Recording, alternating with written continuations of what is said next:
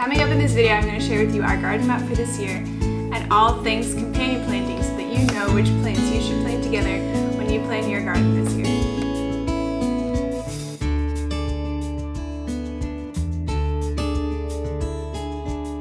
Now, companion planting is one of the great secrets of gardening. Just like we have some friends that we get along with and some that we don't get along with that well, so plants also have some of their own favorites, not only in sharing nutrients between one another, but also in deterring pests away from crops that we want to grow really well, or attracting pollinators to these crops so that they could do even better. And so that's what we're going to talk about today. I'm going to share with you all the vegetables that we're growing this year in our garden map, and then show you how I have laid things out in order to benefit as much as possible from companion planting strategies.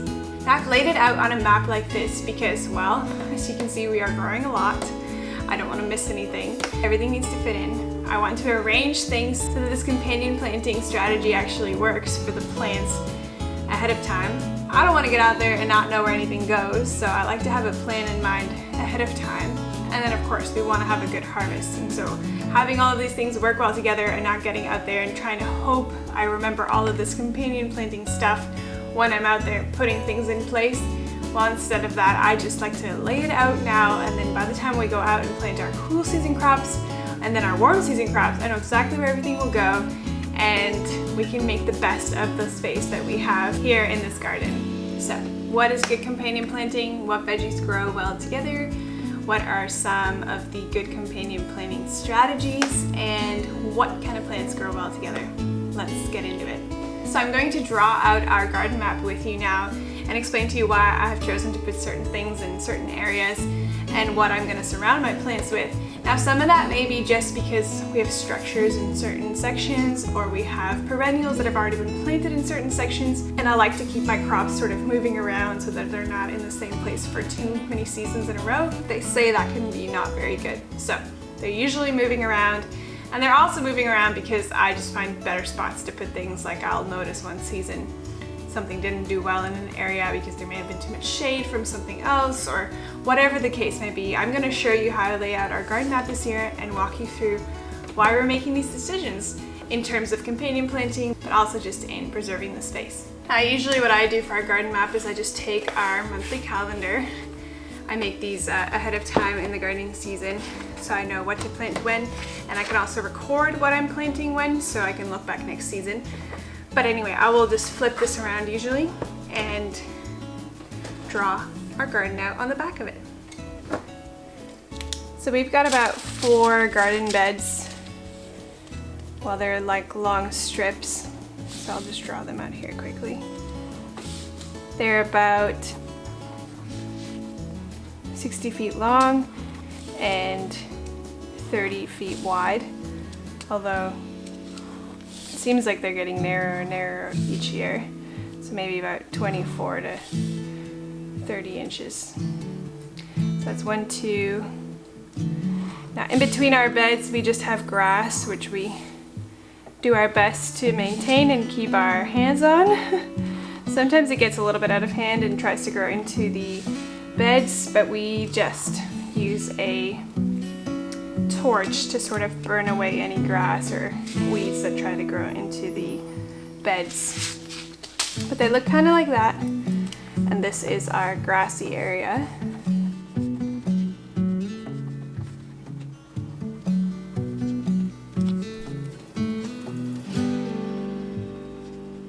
Now, a couple of years ago we put in a trellis, which is made up from T-posts that kind of run along a bed here. So it's basically like cattle panel,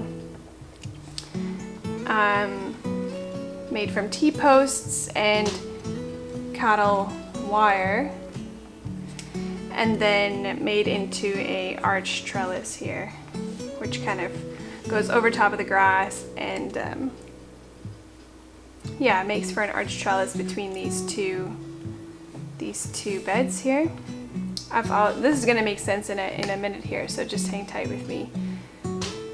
We've also got a trellis roughly over here, and then another trellis down here.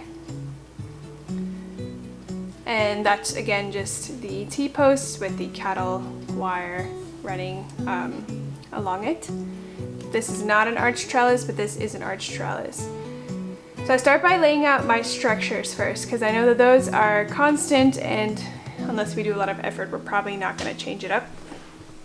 Now our plan for this year is to grow a lot of production of food. We want to be self-sustainable one day, and so I'm practicing growing all of these vegetables in our garden, herbs and flowers, but I also want to make sure that our garden is healthy, and so I choose these as companion planting strategies for that specific reason. And you'll see, as much as I tried to keep organized and focused on high production, a lot of our room is also taken up by companion plants and flowers that generate a healthy garden. Companion planting is not just for plants sharing nutrients with one another through their roots, but also to attract pollinators and deter pests. And so there's a lot going on in a healthy garden. This is exactly how it is in nature. You don't really see rows of things just robotically planted.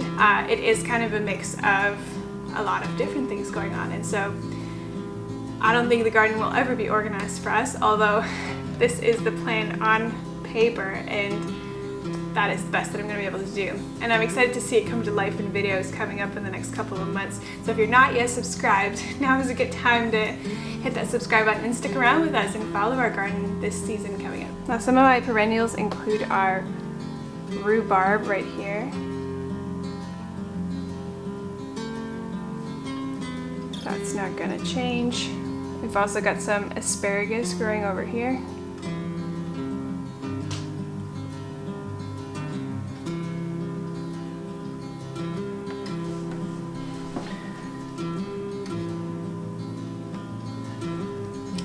And then we also have some eucalyptus growing over here.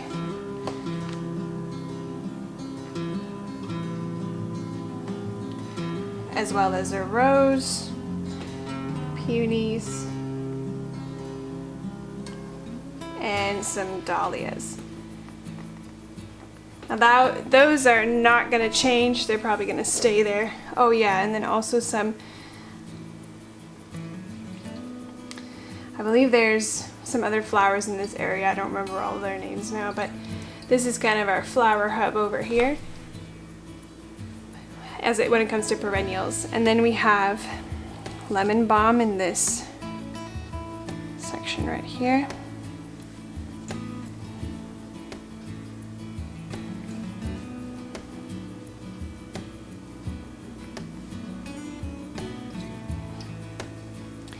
And spearmint right over here.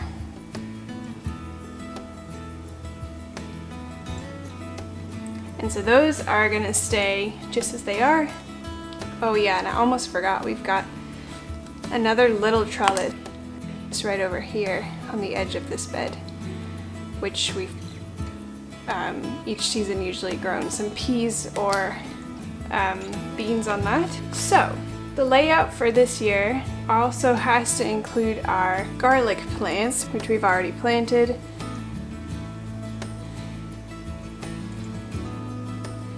Kind of in long rows like that.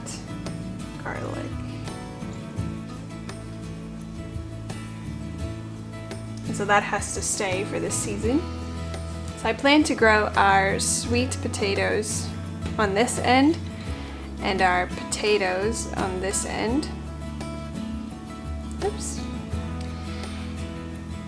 And then while this arch trellis has always been for tomatoes, I think this year we're going to use it to primarily grow our pumpkins. And so I'll just put that in here as pumpkins.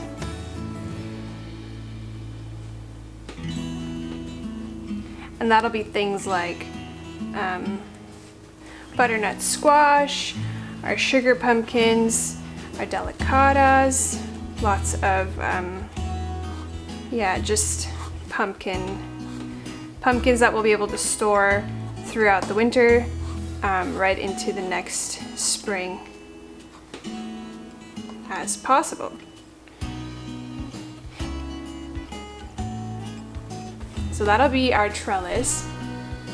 Now pumpkins grow very well with radishes and zinnias, and so I'm thinking on the insides the part that is being covered by the arch trellis, which may get shaded in, I will plant some radishes in there.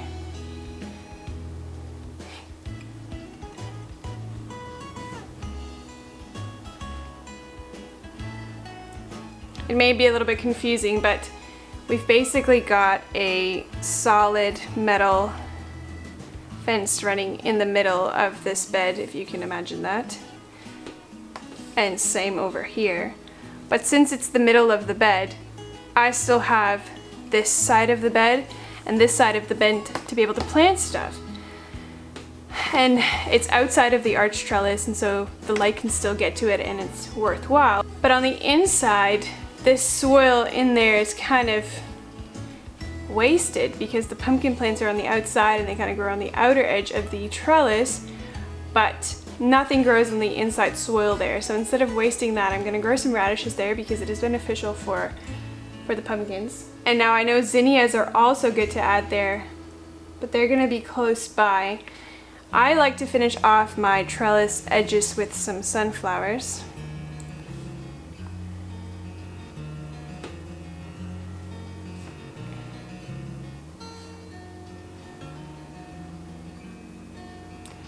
Speaking of sunflowers, I know that they are good companion plants for peppers, so I'm gonna make this area my peppers.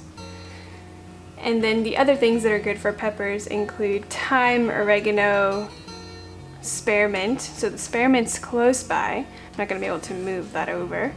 But I've got the sunflowers, and my thyme and my oregano I can probably fit in here, so I'll keep that in mind.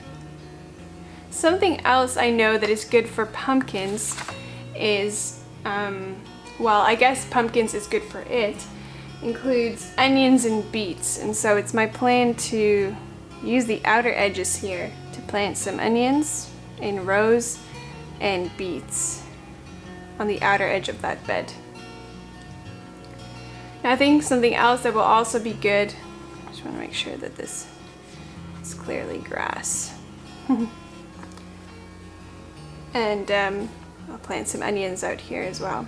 Now onions are also good for my brassicas, so maybe I'll leave this section, I don't need that much beets, for something else. Potatoes do well with dill and fennel, so I'm gonna plant 2 rows here. We'll do dill and fennel, just like that.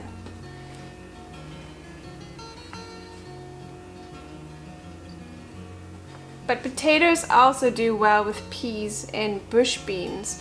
So we could probably plant our potatoes, which will take up a whole bunch of this area, but we could grow, while the potatoes are coming out, we could grow some peas and beans in this section as well. However that fits in, but they'll be overcrowded by the potato plants near the end of their season, which is fine. Now we'll probably grow the beans that are the bush variety so that they can keep pests kind of away from our potatoes, so that they can make these bushes underneath the potato plants until they get shaded out. And the peas will just kind of grow on the ground. Now since we've always grown peas here, I'll probably do it again. It's a great little area. It does well growing up on both sides of this trellis. And we need a space for our cauliflower, and cauliflower grows really well. Beets and fennel, cosmos and nasturtiums. So what I could do is I could do a few heads of cauliflower here.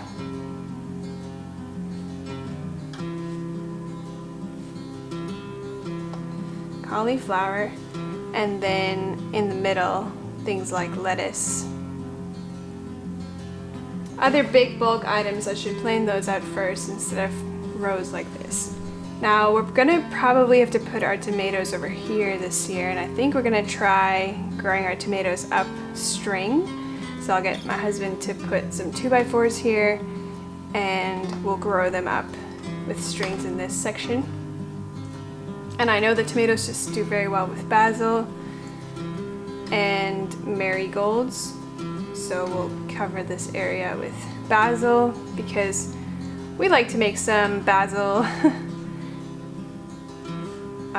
freezer cubes, which are really nice to add in all kinds of sauces. So we're gonna grow lots of basil, and that can all grow in this area. And then we need to put our broccoli somewhere, so I think we can put a few heads of broccoli right over here.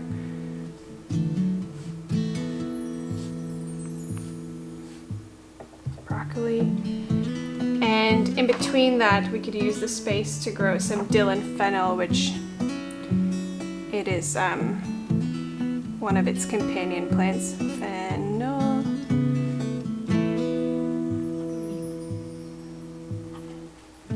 And just to attract some pollinators for these tomatoes, I think I'll plant a strip of zinnias right here. And a strip of zinnias right over here. So those are beautiful flowers in the summer. And that will attract a lot of pollinators to our tomatoes, which we definitely want them to get pollinated and do very well. Now some of these other trellises, let's put them to good use. So I think we'll grow some beans on this one. And then we can grow some flow over tomatoes or cucumbers here.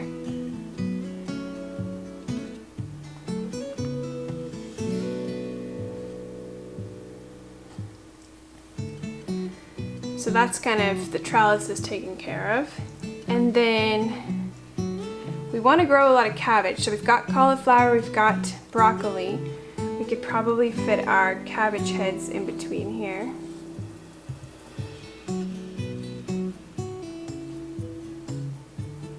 Cabbage. Now I know that asparagus grows well with strawberries and thyme, so we may as well do a thyme patch right here and some strawberries right here, which should come up every year, and that kind of takes care of this perennial section that'll happen every year. Now we also grow some chickpeas, which can grow quite long, so I think it makes sense to put them against this trellis over here. So that we can kind of pin them to the trellis if necessary. Now, I've got more cabbages I'd like to plant, so I think we'll fill this space around the garlic with cabbages.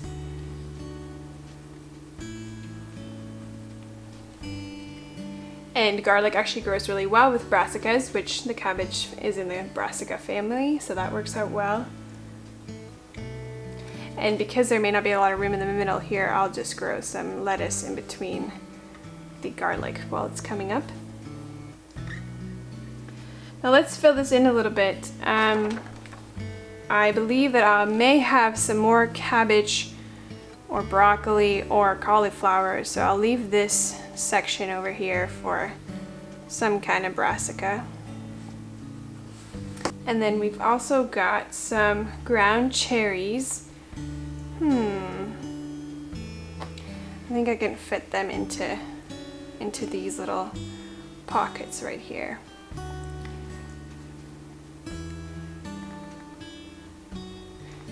The ground cherry grows in kind of a bush form, so it should be able to fit nicely here on the edge of the bed there.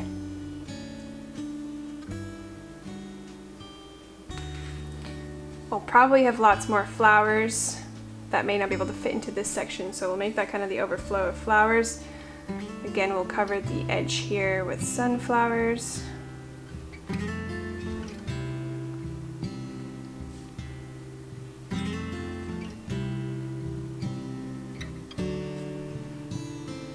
And then our kale and spinach.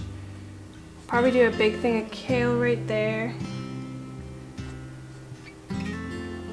Interplanting because, well, this is a half a bed and we may as well use all the space. Kale and spinach. Now we'll need a bunch of carrots, so let's pop them in there. I think that is everything. I'll just use this room for more flowers. It usually takes up this whole section. So I should just mark this our perennials. right, now we have two kind of herbs going here and a herb here. Now what I'm not layering in here is my marigolds, not everywhere, I'd like to put them anyway, but also nasturtiums, which will be great for attracting aphids, especially if we want the aphids to stay away from our peppers. And they may grow well against this trellis, the nasturtiums, so I'll put them there. And we want to be planting oregano close by the peppers. Something like that. Yeah, and I think that is what we want to do. Now cauliflower, I remember something about it being good to have mustards to be close by that as well. So we'll squeeze in the mustard right there. I think that is somewhat of a plan for this year. Very rough, just a rough idea where our big stuff will go. Now our big crops will include things like the pumpkins, the peppers, cabbages, our tomatoes, our beans, our cucumbers and tomatoes, of course the potatoes and the sweet potatoes. And we can definitely fit more into this sweet potato section. But anyway, I'll see what I'll grow in there. Oh, and we may as well highlight our peas. Then for filler or just kind of supports around our main crops will be the onions and the brassicas here, the basil and marigolds over here, carrots, kale and spinach,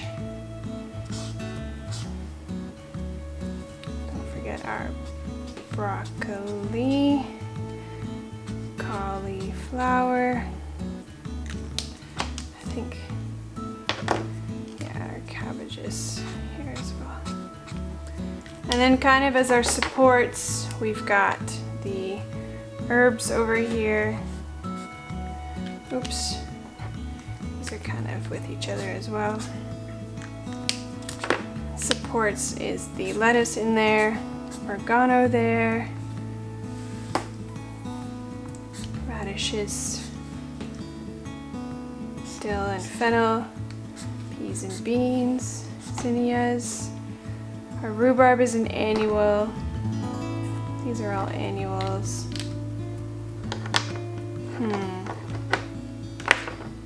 Let's make our ground cherries stand out a bit.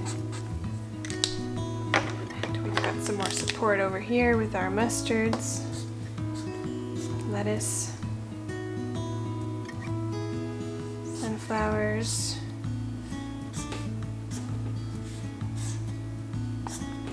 nice. And that'll be something that we go with this year, something like that. And that looks like a very exciting garden plan. We're squeezing in a lot for an area, but if you plan creatively around each other, all of these plants will get enough light and nutrients in the soil and be able to help each other, either if they're companion plants or they're plants that just help to attract or repel any kind of insects. Whatever is beneficial for these main crops. Ooh, some more support here. Fantastic. Now a lot of what I learned is from a guy called Brian Lowell. He also has a YouTube channel, I believe, but I got his book from the library and it really does a great job explaining companion planting practices, what plants grow well together, soil health, garden health. And so if you're interested in just a bigger coverage of this topic, go check out his book. I'll link down his YouTube channel if I can find it, and then you can go learn from him specifically. But I just found that he has a clever and easy way of teaching you about companion planting and why these methods are so good for a healthy garden. Here, I found the book. I'm going to show you it. This is what it looks like. And yeah, it is wonderful for just some simple companion planting tips, but also how to grow a garden well. I think he does a good coverage for beginner gardeners like me about pests, soil health, watering, etc., cool season plants, warm season plants, just a whole scope of information about companion planting. So go check him out or find a copy of his book at your local library or here on Amazon. Well, I hope that you found this very helpful and that you can now take some of these ideas and implement them into your garden plan this year and in your garden map. If you like content like this, please stick around and subscribe to this channel. We would love to have you follow along with some of our upcoming content. And you can also find me usually in the kitchen baking or making some kind of food with this food that we're growing and some other things. Or we're packing for a trip heading somewhere. And so if you're interested in content like that, please hang around with us, subscribe to this channel, and then you can catch some of the upcoming content. All right, I'll see you. Bye.